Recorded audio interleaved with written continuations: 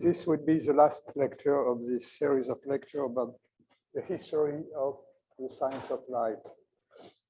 I have tried to show during these lectures, to describe how the discoveries about light have accompanied the development of modern science since the 17th century. I have also emphasized the fact that fundamental discoveries, basic science, has been made possible because of the development of instruments, of measuring devices, which have measured the properties of light with more and more precision over the centuries. I have also stressed the fact that puzzling questions about light have led to modern science by asking questions about the velocity of light or about the properties of thermal radiation, have led to the birth of relativity and quantum physics in the 20th century. And in turn, the understanding of the properties of matter provided by quantum physics and relativity have led to the invention of instruments, of devices which have completely changed our life. I discussed the invention of magnetic resonance, which has led to MRI, the importance of the laser, which has come also from the understanding of the properties of atoms with radiation. And I have spent the last part of the talk discussing modern experiments using lasers. I have tried to show to you that the laser has improved by many orders of magnitude the precision of measurement, the sensitivity of measurement, and also has allowed us to reach domains in temperature which were absolutely unthinkable before the lasers. And this has led, for instance, to the realization of Bose-Einstein condensation and of new instruments using the wave properties of light to develop, for instance, a new kind of gravimeters and gyrometers, which play a very important role now in technology.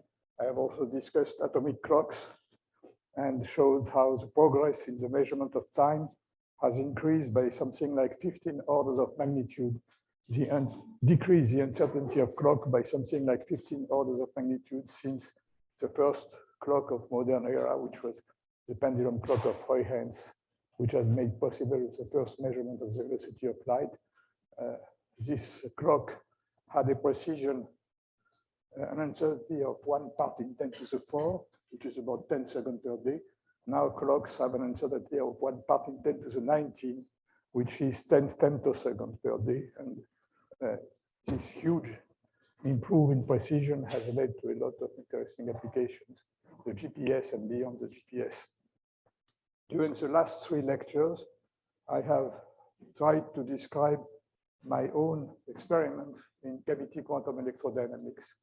I remind you that this is the field in which we study the properties of isolated atoms with single photons or with a small number of photons, which are inside a cavity, which protects them from the outside environment, which also strengthen tremendously the interaction between the atom and the field, and makes it possible to observe coherent evolution in which a single atom emits and reabsorbs a photon periodically, which is called the vacuum radio oscillation.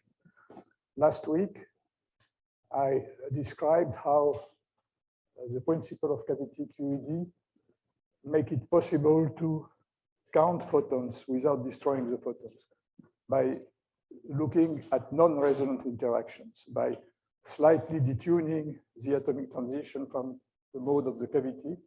It is possible to observe light shift effects in which light is not absorbed or emitted, but just slightly shift the energy levels of the atoms. And these light shifts are quantized. They are proportional to the photon number. And by measuring this quantized light shift, it's possible to count photons. It's also possible to project a coherent field on a photon number state with a given photon number.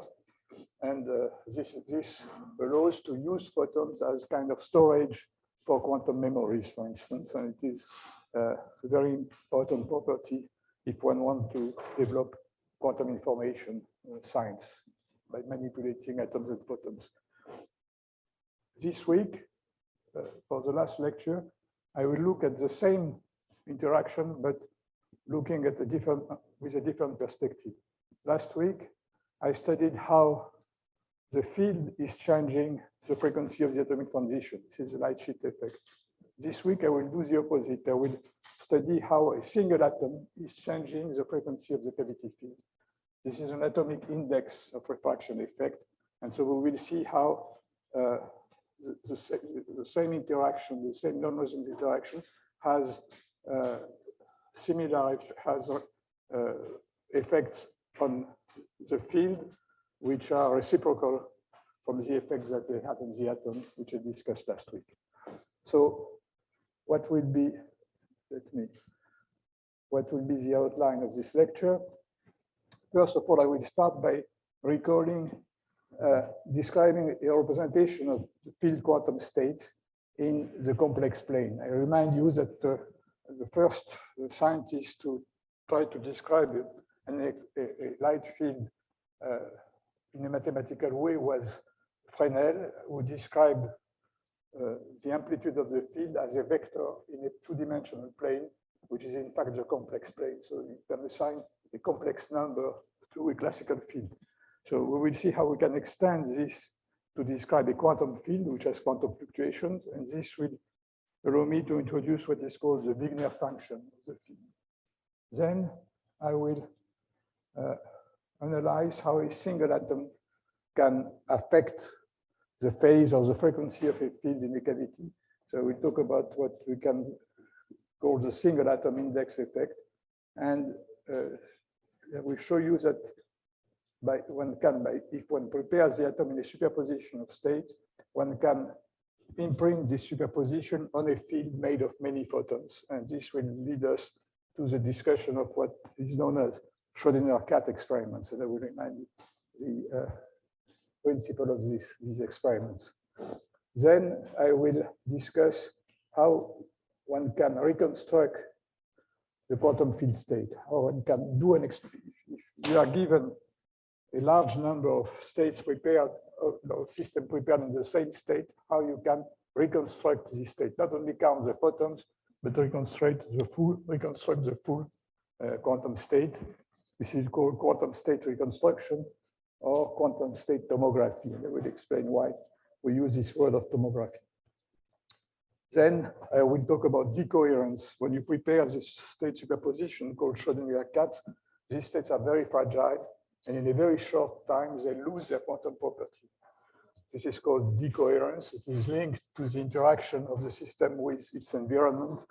And understanding that will shed some light on the boundary between the quantum and the classical world. We'll try to understand why small systems made of a few atoms or a few photons can behave as quantum system in state superposition or entangled states, whereas when you increase the size of the system, it becomes more and more difficult to keep alive these quantum properties. All this will be described with cavity QED, in the context of cavity QED experiments. In the last part of the talk, I will generalize this and make a brief description of a field of physics called Circuit QED, which obeys to the same rules, but in which the atoms are replaced by artificial atoms, by man-made structures which have quantized energy levels. And this opens interesting perspective, especially if you want to go to applications, to build a quantum computer or to do some quantum information studies. And finally, I will say a few words to conclude these lectures. So I remind you what is the Schrodinger cat problem. This is a kind of joke that Schrodinger made in a few sentences in a paper he wrote in 1935. He imagined that what happens if you couple a very simple quantum system, a two-level atom, to a big object. And to dramatize the situation, he assumed that the big object was a living animal, was a cat. So he said if the atom is excited, nothing happens to the cat. If the atom goes to a lower state, it emits a particle, a photon or a gamma ray or any kind of quantum particle, which is detected, triggers a detector, which will trigger a device which will kill the cat. So what happens if the atom is in a quantum superposition of being excited and de-excited? Then the cat should be in a superposition of being dead and alive. So this is, of course, the idea. I gave you another example of that, which was less dramatic, but which was the same kind. If you take a young double slit experiment, the particle is in a superposition of going through the two slits. And if the upper slit is a small object which can move, you have an entanglement between the slit and the particle, and you have the same kind of Schrodinger cat entanglement. So this is, of course, interesting because it illustrates the notion of superposition and entanglement and asks the question, what happens to this entanglement and this superposition if at least one partner of the system is a big object? And of course, Schrodinger said this is ridiculous. We have never seen, and we cannot imagine what would be a superposition, what kind of interference effect it would have between the dead and the live cat. So it raised the question of the boundary between the quantum and the classical world and the notion of decoherence. How and why this kind of state disappear very quickly in our world. So before doing that, I have to do a little bit of mathematics, not mathematics, but talk a little bit about the Fresnel plane and how you represent a quantum state of field, of the mode of the field in this plane. I remind you that what I did when I talked about the Fresnel plane, you see here a monochromatic, classical monochromatic wave, which has a well-defined amplitude and phase. And I showed you on this picture three fields which have the same amplitude and the same frequency, but they differ by their phase. They are 120 degrees out of phase with each other. And in the Fresnel plane, they are represented by three vectors which are at 120 degrees from each other. So the Fresnel plane, the Fresnel vector is a vector whose length is proportional to the amplitude of the field and whose direction indicates the phase of the field. So what happens if you want to represent a classical, a coherent field, which is the best approximation of a classical field in quantum physics? What you get is the representation that I've shown here. You have a vector, but the tip of the vector is fuzzy. Why is it fuzzy? Because you cannot give with absolute precision the direction of the vector and its length. This is Heisenberg uncertainty relations, which prevent to define at the same time the amplitude and the phase. And so you see that the tip of this vector is somewhat fuzzy. It's from here to here, and the direction of the vector is fuzzy too. And you have this kind of circle, which is an uncertainty circle, which is due to the Heisenberg uncertainty relations. And if you want to go further than that, be more quantitative, you represent this field by a Gaussian function, which has a maximum, of course, at the position of the classical field, and which decreases in all directions in a spherical way. And the basis of this circle has a radius of equal to unity. So I will represent this more precisely in the following, but I want to, in order to introduce this in a more quantitative way, I have to talk about the Wigner function, which I'm going to do on the next slide. How do you represent a field in quantum physics? I remind you that you can have two representations, either a wave function, the state of the field, which can be represented in the basis of photon number. This is the basis of the energy, n is the number of photons. So the most general pure state is a superposition of n state with the amplitude Cn, C of n, which also can depend on time. You can also represent the same field in the basis of what I call the quadrature basis. The n basis is the basis of the Eigen state of the energy. And I remind you that the energy is proportional to A dagger A, where A is the annihilation operator, A dagger is the creation operator. But you can also represent the field in the basis of Eigen state of A plus A dagger, which is a Hermitian operator. And this quantity, A plus A dagger, is if you represent the field as a fixed issue oscillator, it's the position of this oscillator. A plus A dagger is proportional to X, and A minus A dagger is proportional to P. So you can also write the field in this way. So here you have a pure state, and if the state is not pure, if the field is interacting with an environment, I told you that you have to define the density operator. And the density operator is in the basis of photon numbers is written like that. You have a note that the most general matrix element is rho and n prime, and you have to put this between the ket n and the prime prime. So you have this is an operator, a matrix, if you want, with dimension depends, goes from 0 to a large photon number. And this is what you get when you have a statistical mixture. Of course, you can always write a pure state in the same way by just writing the projector on this state. So this is what you get in the N representation, but you can also write the same state in the basis of quadrature operators. The X here is the Eigen state of A plus A dagger.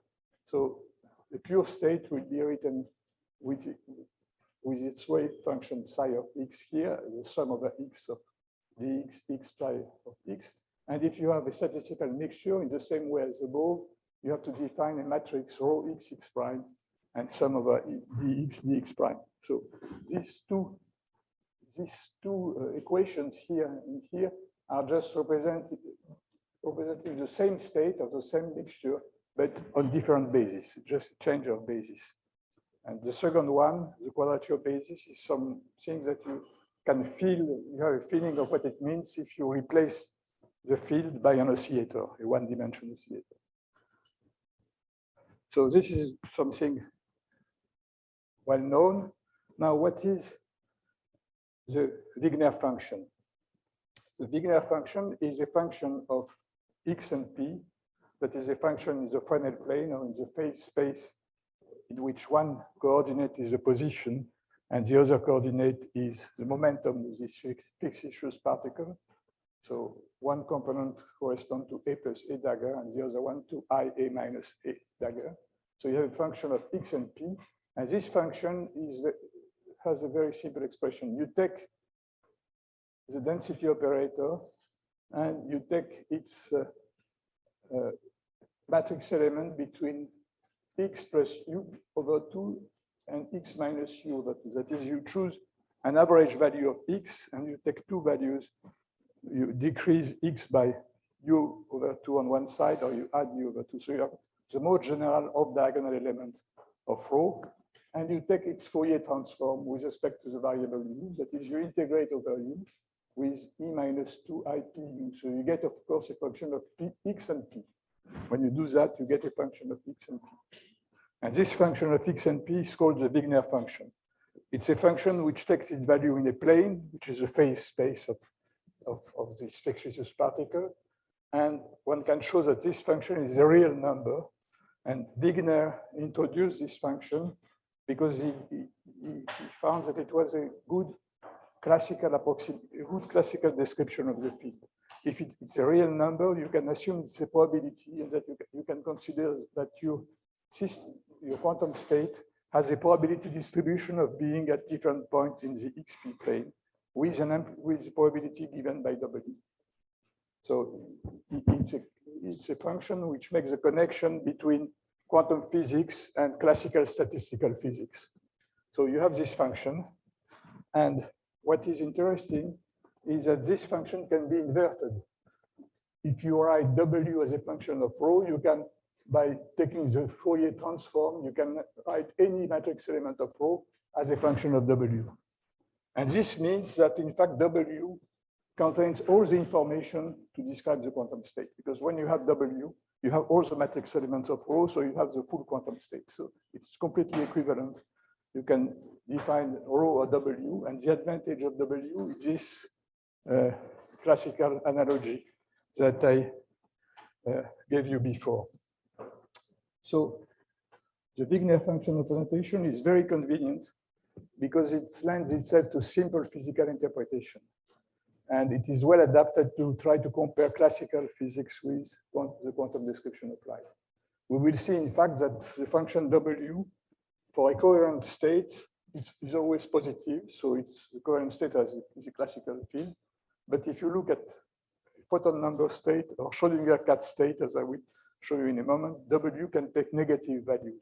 And of course, if W takes negative value, the interpretation of in terms of probability has no meaning. So the negative value of W are a signature of the non-classical character of the field state. So that's what we have to keep in mind. You can compute W for all quantum states. If W takes negative values, this is a signature of the fact that this field cannot be described classically. So let's look now at the coherent state. A coherent state, the Wigner function of a coherent state is a Gaussian. You see the distance from the origin is the amplitude of the field, and it's proportional, it's equal to square root of n bar, where n bar is the average photon number in the coherent state. And it has an uncertainty circle of reduced unity here. So you see immediately from this expression how the field becomes more and more classical if the amplitude increases. Here I have considered only a field which contains on average 2 or 3 photons. But you understand that if the field contains 1 million photons, and if the radius here remains equal to 1, it will be like a point at the end of a very long vector, and the field will be classical. The uncertainties become smaller and smaller as you increase the photon number. The relative uncertainties become smaller and smaller. And so you see immediately from this kind of picture why a coherent state is called quasi-classical. It becomes more and more classical when the photon number increases. So what is the representation now of a photon number state, which is also called a Fock state? A photon number state has a well-defined amplitude, corresponds to a well-defined energy, but the phase is completely undetermined because of Heisenberg uncertainties. And when you compute its Wigner function, which you can do with the formula I showed you on the previous slide, you get the following result. First of all, let's look at the vacuum, that is n equals 0. The vacuum is just a Gaussian, exactly like this one, except that it is centered at the origin of this phase plane, of the Fresnel plane. So you see now that a coherent state is just a translated vacuum. You take the vacuum, which has an uncertainty circle equal to 1, and you translate it in phase space, and you get any coherent state that you want by just making the right translation. So this is very simple for n equals 0. What is the Wigner function of a one photon state? What you find is this wave function. It looks like a Mexican hat. You see, it has a cylindrical symmetry. The Wigner function takes the same value in all directions, and it has a hole in the middle and a strong negative value at phase space origin, which is a signature of the fact that a photon number state is non-classical. It's a quantum state, and we'll see what it means. And you have this is a kind of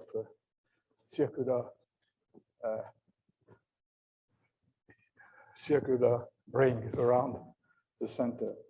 Now, of course, I will not show you all the Fock state, but here I have shown the n equals 5 Fock state. You see, you have again a negative value at origin, and the number of rings increases with n.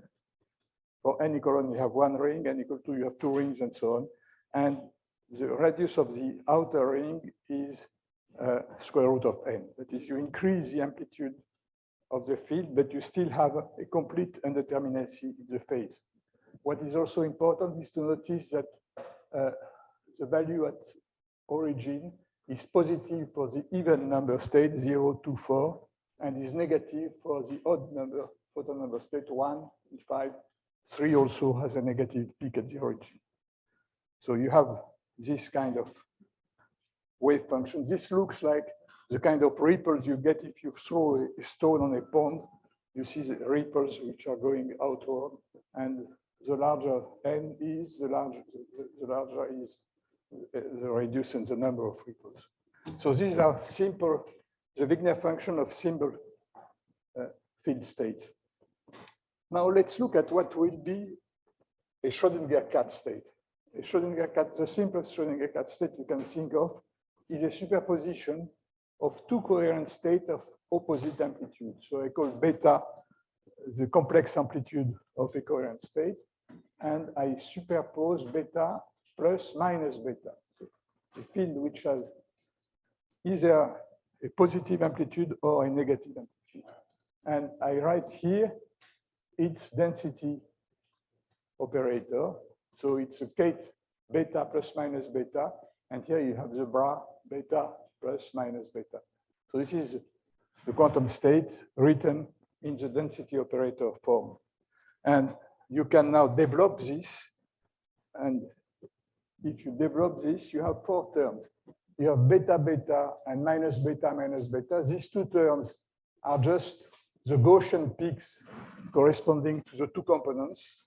So you have one peak for beta and one peak for minus beta, and they're opposite. And in between, you have now the Wigner representation of the off-diagonal element by beta minus beta plus minus beta beta, which the two terms that I have surrounded by this red circle. And these two terms gives ripples between the two peaks. And you see these ripples, which are projected here on the Fresnel plane, take positive and negative values. And this is an interference effect. So you see that a quantum superposition of two coherent states is non-classical. It has classical components here, but it also has a non-classical signature with positive and negative ripples. What happens if you increase the number of photons? The two components will go further and further away from each other, and the ripples in between will become finer and finer, will become more and more packed, and you have more and more of them in between. So this is a quantum state. What would be a statistical mixture of beta and minus beta? This will be simply the sum of the two Gaussian peaks. You see here what you get if you forget the off-diagonal terms. This is beta beta, and this is minus beta, and you have no ripples in between. And the process of decoherence is the dynamical process which transforms this into this. And we will study that a little bit later. So decoherence is a very fast process which erases the fringes that you have between the two peaks. And this is the way it is expressed in this Wigner representation. So I have summarized this here. The beta minus beta and minus beta beta terms of the cat density operator correspond to the non-Gaussian features of its Wigner function. And decoherence destroys this oscillation very fast and reduces W, the Wigner function, to a statistical mixture of two coherent states. So in other words, here you have a quantum superposition of the dead and alive cat. And here you have a statistical mixture. The cat is 50% of the time dead, 50% of the time alive, but there is no longer any coherence between the two parts. Okay, now that we have expressed this, I will come back to the ingredient, to the physical process that we're using to prepare this cat, which is a non-resonant interaction between an atom and the field in the cavity. And I remind you what I said last week. What is the origin of this shift? I represent here the Eigen States, the energy state of the atom field system when I don't take the coupling into account. So this is the uncoupled atom field states. Here I have G with n photons, and here it is the energy of G with n plus 1 photon. So this gap here, h bar omega, is just the energy of 1 photon. Here I have E with n minus 1 photon, And I assume that, in fact, if I were at resonance, Gn and En-1 would be degenerate, would have the same energy. But I assume that I have a detuning delta between the atom and the field. So E with N-1 photon lies a little bit above Gn. And in the same way, E with N photon lies a little bit above Gn plus 1. This is what happens. This is what happens when you don't take the coupling into account. So what happens when you couple now the two systems? And this will be what you see on the right part of the same slide. These two states are coupled, so they repel each other a little bit. So Gn goes a little bit below. So in red, I show the coupled state. Gn is shifted downwards, and Gn plus 1 is also shifted downwards. But Gn plus 1 is shifted more than Gn, because here you have one more photon. So the result is that the energy between Gn and En plus 1, which is the energy of one photon, is slightly modified because this shift is bigger than this shift. So you see that what happens is that this shift will change the frequency of the photon slightly. This Gn to Gn plus 1 is just the energy of the photon renormalized by the coupling between the atom and the field. On the other hand, if you look now at the connection between Gn and En, you see that it is increased because this state goes down and this state goes up. So the transition between Gn and En is increased, and this is a shift that I discussed last week, which is proportional to the photon number.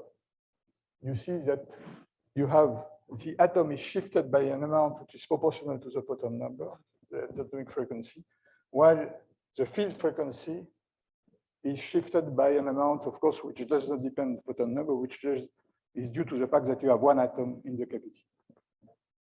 So you see that these two effects are reciprocal.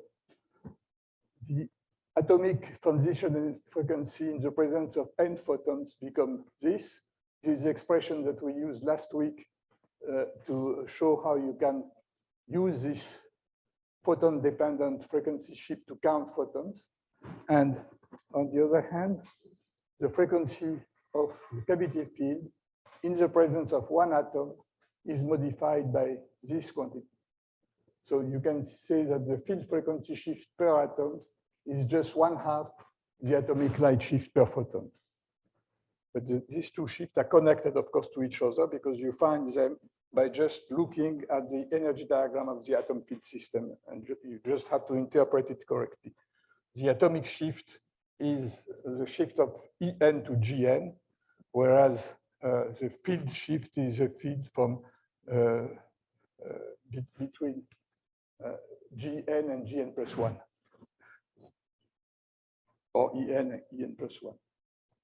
Now I will try to give you a physical interpretation of the fact that a single atom in the cavity changes the frequency of the field inside the cavity. I represent here the cavity field. So you have antinodes, and the atoms is going from the left to the right and cross the cavity at the place where the cavity field has its maximum value. Look at here in red, I have represented the energy, the light shift energy, the fact that the energy of the atom is shifted when it is in level G. It's shifted downwards by a quantity which is proportional to the field amplitude. And then when the atom gets out of the cavity, the frequency, the shift frequency shift goes back to 0. So you see that what you have here is a kind of potential well. And when the atom goes across the cavity, its potential energy decreases. So its kinetic energy should increase. In fact, it's just a mechanical process when the atom enters in the cavity. Because the energy is position dependent, you have a force which will pull the atom inside and then which will break the atom when it goes out of the cavity. And the kinetic energy gained by the atom is just equal to this potential energy, just conservation of energy during the process. So the question I ask now is, where is this energy coming from? The atoms gain kinetic energy when it enters in the cavity. This energy can come only from the field because it interacts with the field. And the number of photons has not changed because it's non-resonant. The only thing which may have changed is the energy of each photon. It means that when the atom enters the cavity, it changes the photon energy. And if you have n photons, the energy change is n h bar delta omega, where delta omega is the frequency change of the photon. And now you have two expressions that you have to compare. The conservation of energy requires that this quantity has to be equal to this. Both are proportional to n, so n disappears, and you find very simple expression. You find, indeed, by energy conservation, that delta omega has to be equal to the Rabi frequency squared over 4 delta, which is exactly the quantity we had on the previous slide. So you see that this change in frequency of the field is just energy conservation. The atom experiences a force due to the light shift, and this force has to come from the fact that the energy of each photon has changed by a small amount. So this is, and if the frequency shift is given by this expression, it means that if the atom accumulates a phase shift while it crosses the cavity, the field accumulates a phase shift, which is omega squared over 4 delta times the interaction time. Okay? So you have a phase shift of the field due to the fact that you have introduced an atom in the cavity. But the most interesting fact is that this shift has a plus or minus sign. The sign depends upon the energy level of the atom. If the atom is in level E, the frequency of the cavity field will be changed in one direction. And if the atom is in level G, it will be changed in the other direction. So it means that if you prepare the atom in state superposition before it enters the cavity, the field will assume two frequencies at once, and you will get a Schrodinger cat in the end. So the idea of the Schrodinger cat is to send across the cavity an atom which is in a superposition of two different index effects for the field.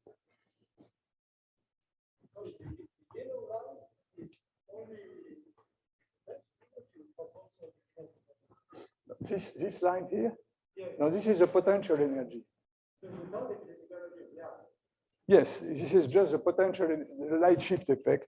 And so, and since energy, if you look at the motion of the atom, the mechanical equation describing the motion of the atom, if the potential energy decreases, the atom is accelerated. Another way to look at it is to say that the derivative of this energy is a force which pulls the atom in the cavity and then which breaks the atom when it wants to get out of the cavity. And in the end, you get it recovers the same velocity after this process.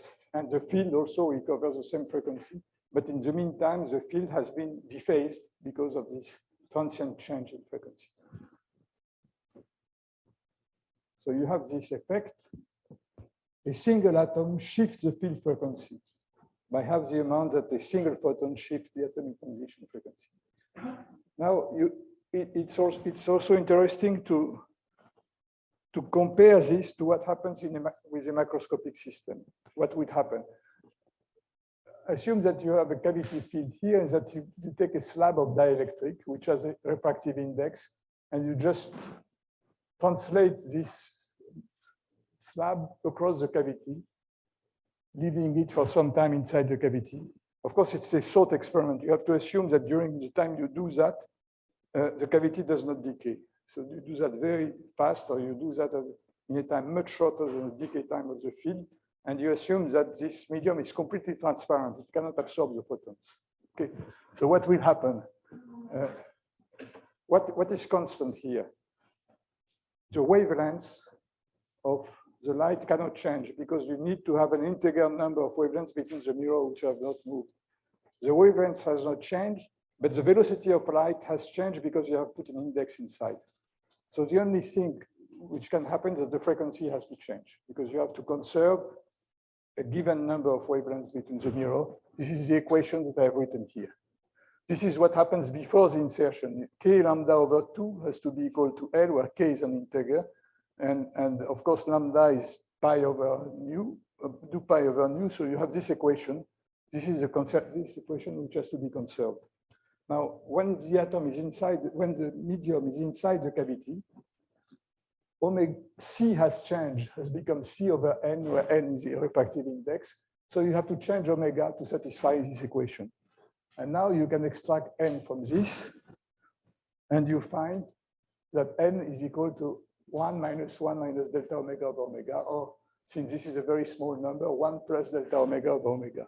So you see that this change in frequency can be expressed as an index of a fraction effect. But now it's an index of a fraction effect which is produced by a single atom. I have written here. And the order of magnitude of this term is 10 minus 7. If you take the orders of magnitude that I have discussed before, so it's 1 part in 10 to the 7. So you see that a single atom changes the index by 1 part in 10 to the 7. It's a volume of about 1 cubic centimeter. Now, if you take a piece of glass will contain 10 to the 23 atoms. And it will bring your index from 1 to 1.5 or 1 to 2. So you see that you need 10 to the 23 atoms to get a change of index of 1. So to get a change of index of 10 minus 7, it means that you need 10 to the 15 atoms. Here you get an effect with 1 atom. So because we use Rydberg atoms and because we use a very high Q cavity, we enhance the effect by about 15 orders of magnitude with respect to what it would be in ordinary matter physics. So we have a huge single atom index effect because of this. And it's what I've written here. The single atom has produced an effect 1 plus or minus 10 minus 7. And the important fact is plus or minus. So the index can be either larger than 1 or a little bit smaller than 1. So now we have all the ingredients to understand the Schrodinger Cat experiment. So here you see the cavity, and I have here shown a representation of the energy levels of the atom.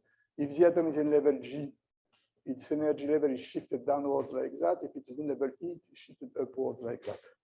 And in this case, it will change the index of the field in one direction, and in this case, in the other direction. So what are we doing? What we do is that we prepare first we prepare a coherent field in the cavity. So we prepare a field which is a Gaussian function, which is translated from the origin. And we do that by shining on the side a pulse of microwave, which contains a few photons on average. So we prepare this field. Then we send one atom, and this atom is prepared in a superposition here in the first microwave pulse here outside the cavity, prepares a linear superposition of E and G. So the atom is half with the probability 1/2 in level G, with probability 1/2 in level E, and it crosses the cavity. And what happens now? You see that if the atom was in level G, the coherent field was phase shifted in one direction. If the atom was in level E, it was phase shifted in the opposite direction. So this is the Schrodinger cat situation. You see, you have an entanglement between the phase of the field and the state of the atom. So what happens if you suppose that you detect the atom here? If you find the atom in level G, you will project the field with this phase. If you find the atom in level E, you will project the field with that phase. So you will destroy the cat.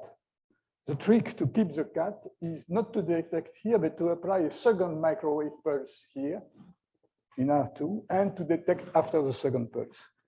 So what you do is that you mix again the atomic state in R2, and this will maintain the cat ambiguity for reasons I will explain immediately. You see that what happens here is that you prepare a superposition of state here, you entangle the two systems, and here, with this pulse, you erase the information about what was the state of the atom when it crossed the cavity. Because if you mix the level here, you don't know anymore when you detect whether the atom crossed the cavity E or in G, so you maintain the ambiguity of the superposition. So this, I am saying that with words, but mathematically, it's very simple. You see, this is the state that you have prepared at this stage. Atom in level E will have the phase like that. Atom in level G will have the phase in the opposite direction.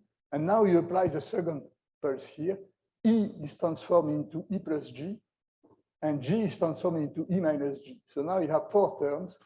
E is factored with this wave function, and G is factored with that wave function. The only thing which has changed is the sign between the two parts of the coherence. It's a plus sign here and a minus sign here. And after that, you detect the atom. And if you find the atom in E, you project the field into this state. If you detect the atom in G, you project the field into that state. So you see that after the second pulse, detection of the atom after the second pulse, you project your field into a coherent state with a plus or a minus sign, which is a Schrodinger cat state, a linear superposition with the coherence preserved between the two states. So I want to emphasize the fact that this is due because this is obtained because you use the Ramsey interferometer. You need the Ramsey interferometer for that. The first pulse prepares the superposition. The second pulse erases your track so that when you detect, you keep the field into a superposition. What should also be noticed that you don't know before whether you will find plus or minus. This is the detection of the atom, which tells you in which state the Schrodinger cat is. If you find the atom in level E with a probability 1/2, you have prepared one cat state. If you find the level in G, you have prepared the other. So it's not a deterministic preparation, but once you have detected the atom, you know what is the field that you have in the cavity.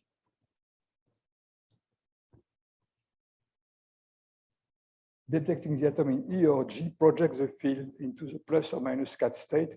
And I will call, for reasons which will appear clear in a moment, I will call even Schrodinger cat state the plus sign and odd Schrodinger cat state the other state.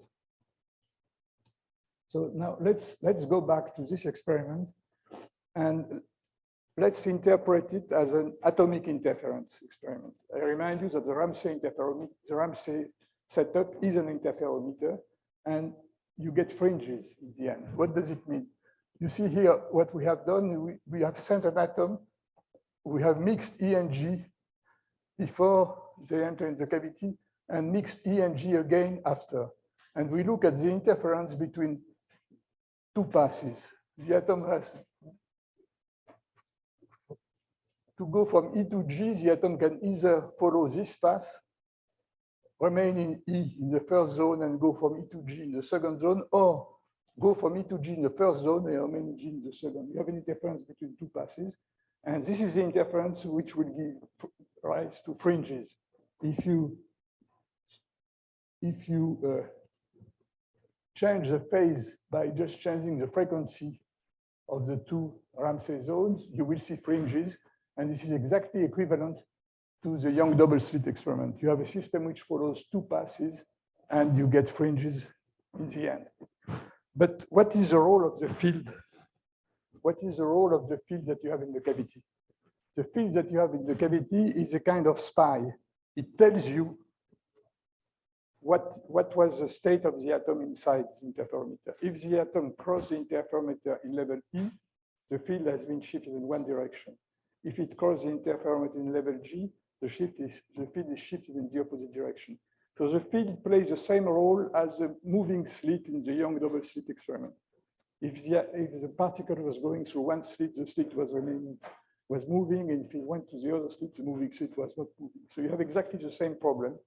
And the answer, when you see fringes, you see fringes only if this device, which is a spy, is unable to tell you what was the path followed by the atom in the interferometer. And how do you know that? What you have to do is to look at the overlap between these two states. If these two states differ from each other by a large amount, if they are orthogonal to each other, they carry information. If they are not, if they are parallel to each other, or if they make a very small angle, if their uncertainties overlap, you get no information or very weak information. And it's exactly what we see. You see here the fringes that you see depending upon the overlap of the two components of the cat state. How do you change the overlap of the components of the cat state? It's very simple. You change the detuning. if you increase the detuning between the atom and the cavity, the phase shift being proportional to 1 over delta. If you increase delta, if delta is large, you are in this situation. If delta is small, you are in this situation. And you see indeed that the contrast of the fringes decreases as you increase the angle between the two components of the Schrodinger cat. So this is an illustration of complementarity. You see, if you have information about the path in the interferometer, you don't see atomic fringes anymore. If you have no information, then you have fringes. So here I gave you a qualitative interpretation. You know that there was information in this diagonal part of the schematic vertical fringes. Okay, we'll see that in a moment. Here I look at what happens on the atomic side. What I am doing here is to take a trace over the field because I'm looking at what happens to the atom. And when I take the trace over the field, I will get a factor which will reduce the fringes by an amount which is proportional to the overlap of the two fields. And this is what I will show on the next slide.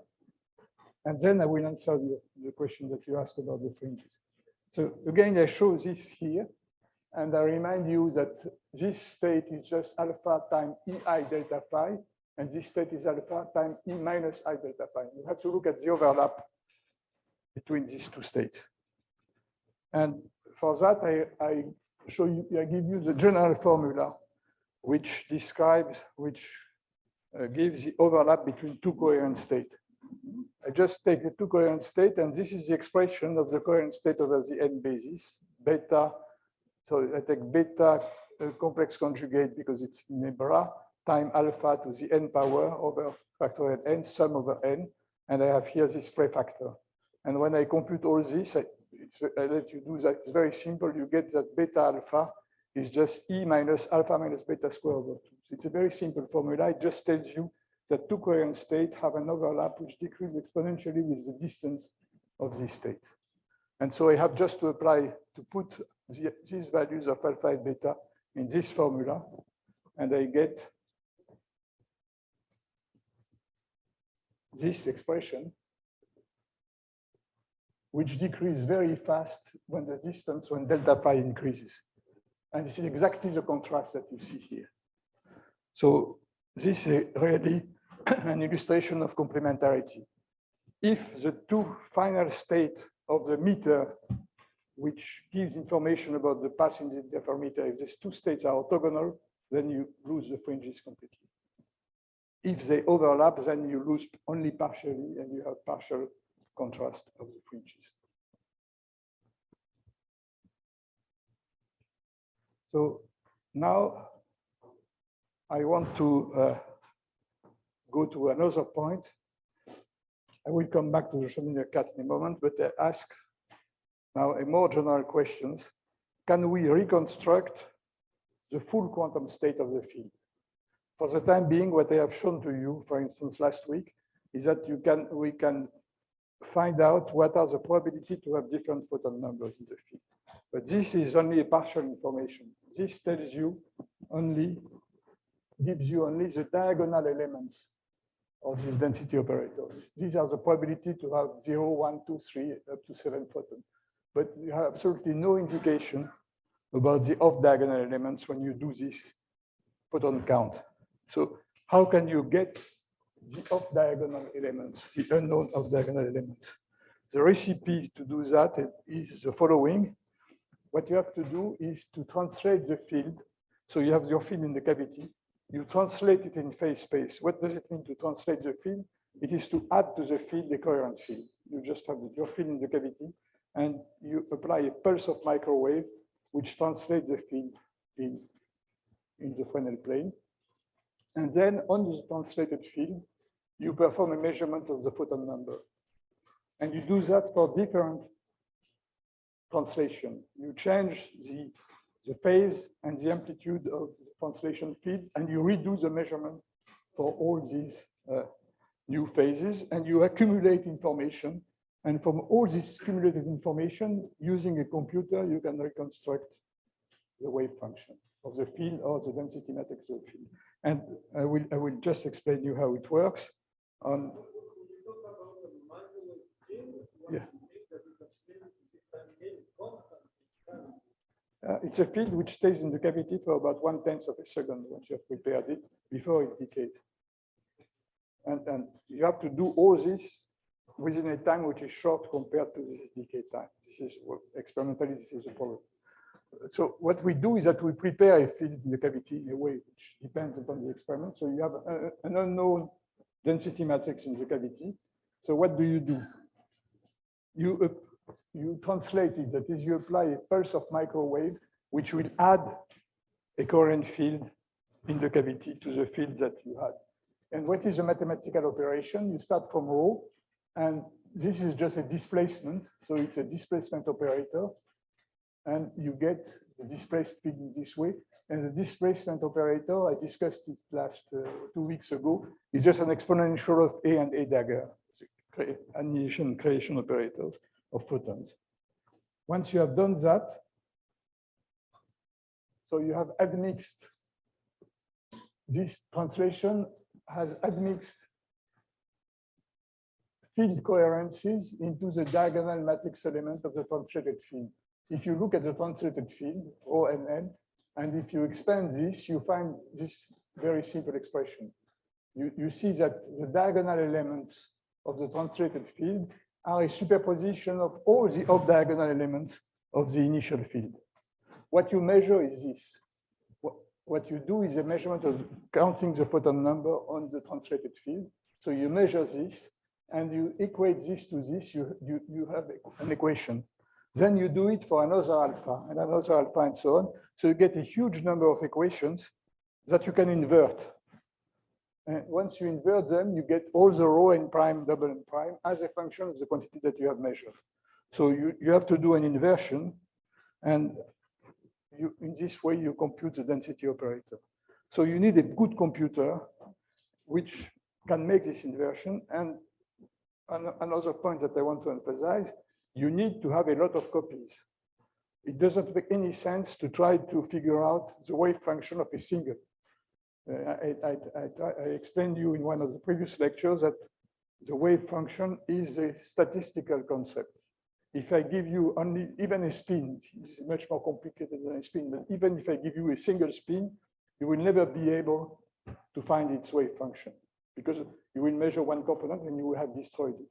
So you need a lot of copies and to make a statistical analysis.